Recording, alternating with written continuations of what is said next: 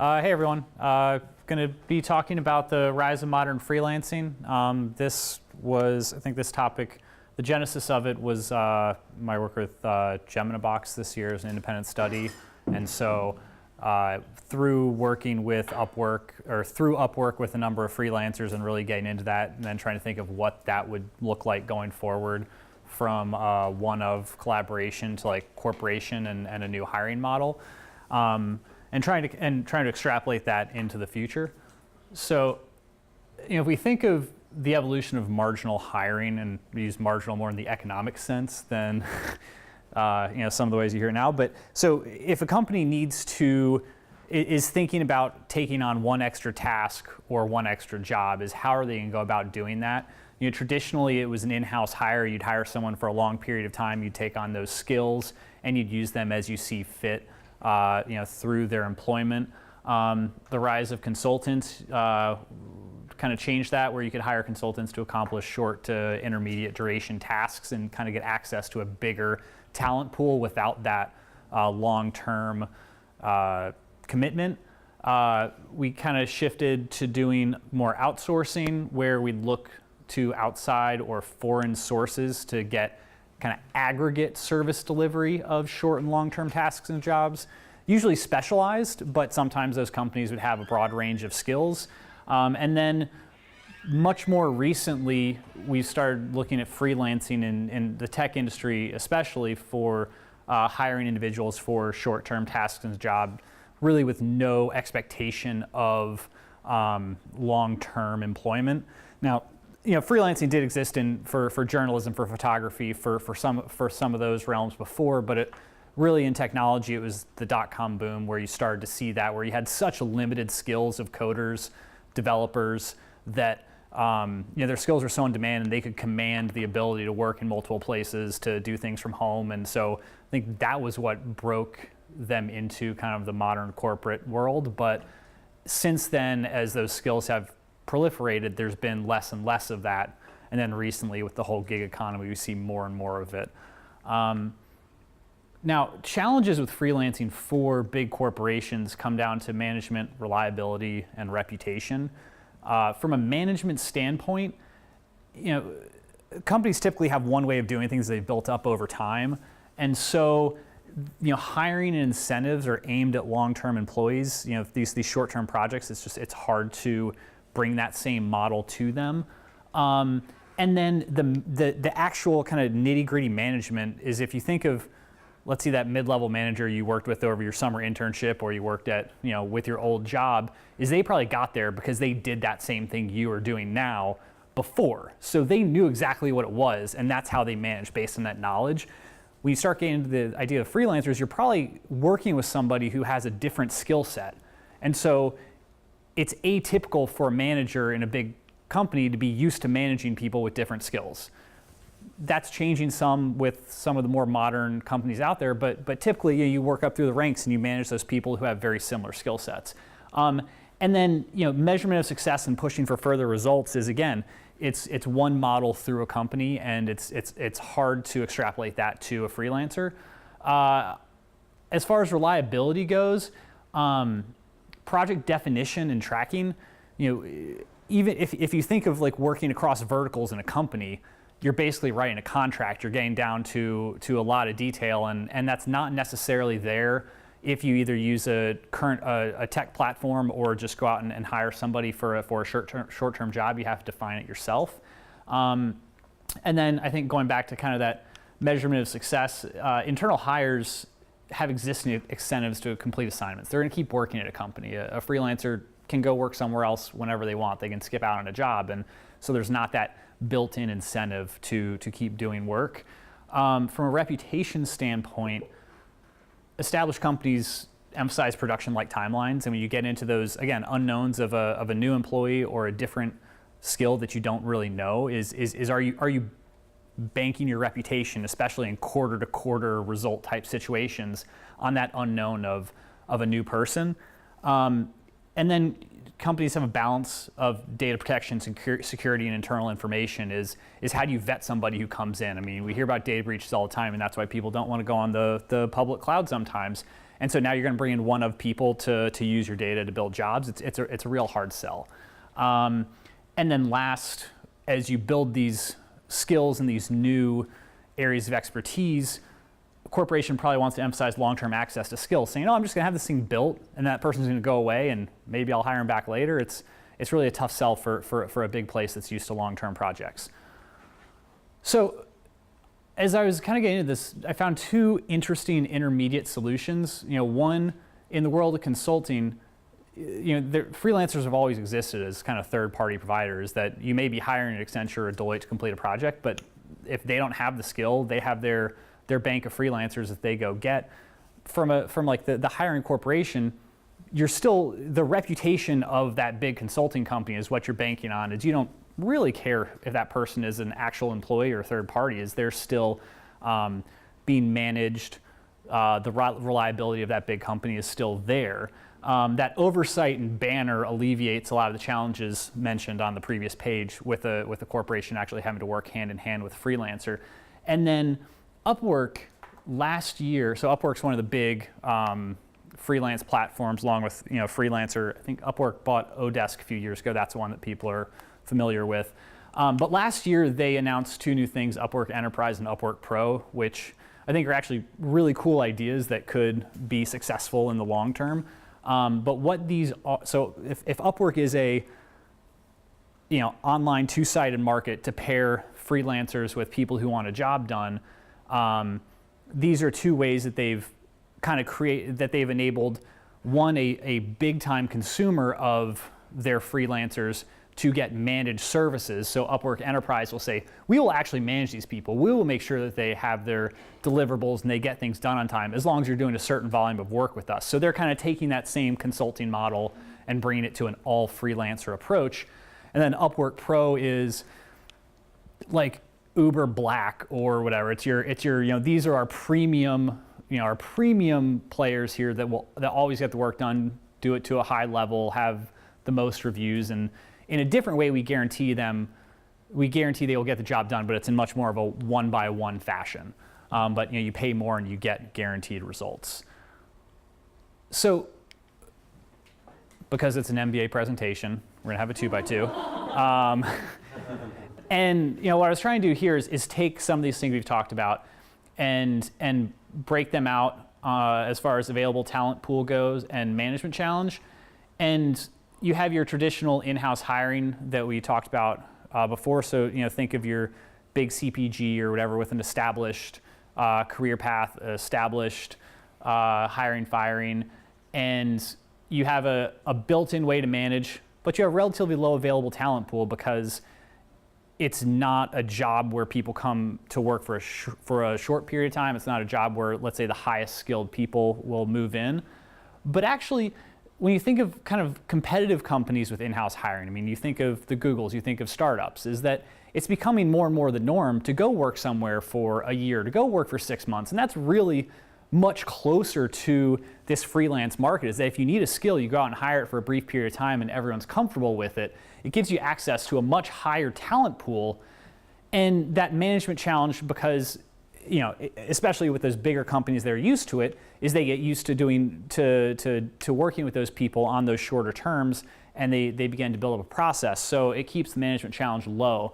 And for the same argument, consultants kind of fit in there too. Is that you have one centralized kind of project management across a wide talent pool. When it comes to kind of thinking of the individual freelancer model and saying a big company going and working with Upwork or Freelancer, it doesn't make a whole lot of sense, because while you increase your management challenge, but anytime you hire one freelancer, it's not a huge talent pool. It's one person or sometimes a few people. I'm sorry, that's freelance platforms. Individual freelancers being somebody within your area.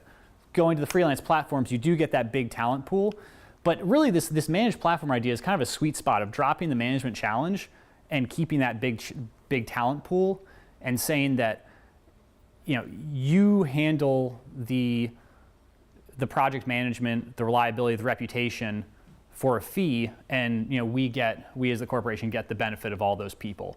So I think it's a, Just a question on what do you mean by available talent pool? Are you evaluating that, the high and low, in terms of size or in terms of quality? I would say in terms of skill set.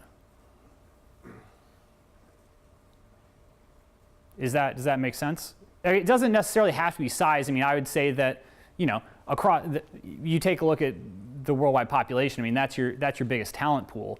But if you're looking to hire, the marginal person, is that you can go and hire any one of person, or you can use, the platform itself gives you access to a broad number of people, but by having them manage the hiring, the projects, the payments, all of that, and you centralizing your responsibility just with that management service, you're dropping the challenge of the management. It is size, and it is, sorry, what was your other measurement? I was just wondering whether low and high meant low and high size, so available, or whether it was talking about quality of the talent pool. I just wasn't 100% sure, because it felt to me like a couple times you referred to it, I understood it one way, and a couple times I understood it the other way. I would. Anybody else understand my question? I think, are you saying, so I think what you're saying is that it's the size of the pool who is qualified versus, Yeah. so it's both, Okay, got it. yeah. Okay. Thanks. Yeah. We'll go with that.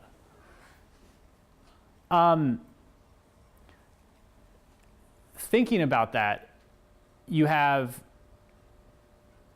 the things that you're going to be hiring these freelancers for end up being far more task-based work than role-based work. It's going to be short-term projects, and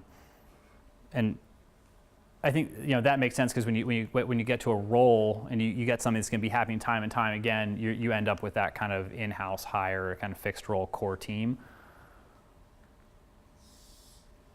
As this has been building and kind of changing over the last few years, I think there's been some interesting industry effects. One being that the usage of these platforms has grown within large companies. Amazon and Unilever both are very open about their usage of Freelancer and Upwork. It provides credibility to the platforms and increases the usage on both sides of the marketplace, and you can say that these guys are comfortable using it. One really interesting thing that I found in kind of looking into this more is internal job sourcing with a number of companies, is that they're using this model to say, instead of, you were hired to do one or two things with this company, and you may have built a couple skills by doing other things. That's all they're comfortable with you doing. However, here it's basically anything you're interested in doing, you put out there, and you have some sort of skills. Is that they're using that to source employees now, and then your reputation builds up just like it would on one of these platforms. You get reviews on a job, and it both increases job satisfaction by you being able to do a bunch of different things, and then it long-term increases your effectiveness. So it's a real nice trend from these freelancing platforms to internalize to big companies. Internationalization. Uber and some other companies used outsourcing for some of their dev work, and then that turned into full-time employment, used freelancing for that dev work, and then it turned into development centers in other countries. And then more personal usage. I think these go hand in hand. You see more of it at your company, you're more likely to do more of it at home, and then that becomes a virtuous cycle. So you see a lot of this with people love to use Raspberry Pis now, and you hire somebody out to kind of complete that half-finished project that you never got to, or then Upwork itself for, let's say, your personal web page. So my case example is myself doing Gemini and using Upwork for that. A few observations there from those same factors that a corporation kind of questions is management. So virtual communication, it's gotten a lot better. It's still not the same as kind of talking face to face. Contracts, and developing work, is that we worked with a number of different developers, and everyone is going to interpret your kind of requirements document differently. So you may have one process, it doesn't follow from developer to developer, you kind of have to adapt that. And then kind of what the definition of a project is you pay for one thing, and does that contain all, that's also the rework and getting to there is what counts as done and what counts as additional work. It's not always clear. And so if that's a struggle for one person working on individual scales, how do you think of that scaling up to a 1,000-person company where multiple people are writing these contracts for multiple projects? You can imagine it being really hard to manage from a performance perspective. Reliability, there's low commitment costs for developers. We had a contract abandoned. But on the flip side, with other developers, we had extremely quick turnaround time, round the clock work because of geographies, is that you send something and it's done the next day and it's done, over and over again. Is you have fantastic people, but then you have somebody walk away because they found something better. And then on a reputation side, they're still working on how to enforce their norms, timelines, time tracking, all that, as they're trying to put those things in place, but they're not quite there. And then, reviews and skill sets are not necessarily indicative of experience, is that you can have all these reviews that somebody does one thing well, but the fact of the matter is, and what we discovered was that you would be hiring a developer to do something and you're really hiring a team of developers. Whichever one ends up doing the work, you get a different experience. So it's just there's that variability there that's maybe not quite there with the experience of a big consulting company or whatnot. A few of my takeaways from this, because I know that'll be a question, kind of where does this go from here? I think that Upwork Enterprise and that idea of having a managed solution of these freelancers is going to be successful. Is that the cost is so much lower than a consulting company, and you can have just a similar level of skills. For pure technical work, we're not talking McKinsey's and Bain's. I mean, those are special. They're big deal, and they hire real smart MBAs. But for some technical development work, is that, holy cow, paying in US dollars goes really far to some really smart people around the world. And if it can be managed and trustworthy, it is a huge power, for kind of future work. Now, how are we going to get there? I think it's kind of like cloud computing, where it took a while for enterprise to get in there. There's the whole you never get fired for hiring or for buying IBM. But now we see tons and tons of people going to public cloud. So it's going to take a few big wins. And now that we're seeing the Amazons of the world, the Unilevers saying, hey, we're actually using this, those start to feel like the big wins. Is it going to happen in the same way it did for the dot-com boom with those really specialized projects that you just can't acquire talent on? I don't think so, because I think we've become more risk averse to having companies do that, and they really want to make sure that those long shot endeavors work. But it's not hard for me to see it happening on, honestly, the run-of-the-mill everyday stuff that you just realize you don't have enough manpower for. Because then you have people that know how to manage it. They know exactly what they want from a project. And you say, instead of hiring another person, I can get somebody at, pick your dollars an hour from across the world, and they can work on it when I'm done, when I go to sleep, and then when I wake up, I start working on it again. So you start doing those, you start to learn how to manage it, and that's where it grows from, and it becomes something bigger. So that's questions.